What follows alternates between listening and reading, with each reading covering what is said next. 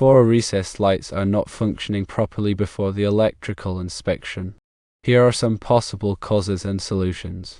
Firstly, insufficient power may be the reason.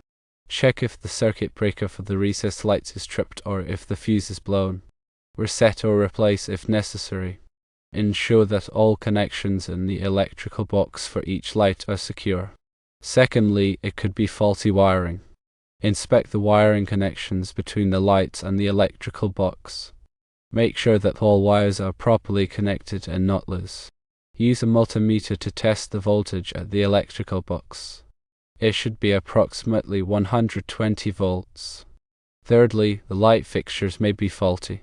Remove one of the recessed lights and inspect it for any visible damage or defects.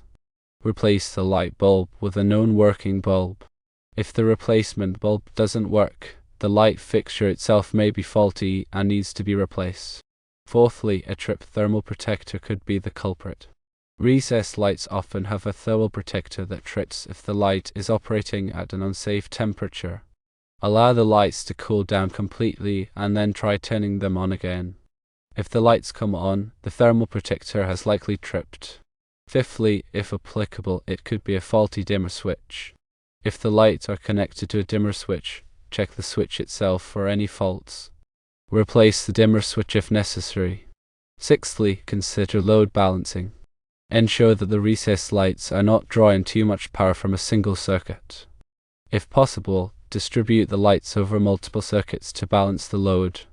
Seventhly, there may be other electrical issues. Check if other electrical devices or fixtures are also experiencing problems. If so, there may be a larger electrical issue that needs to be addressed.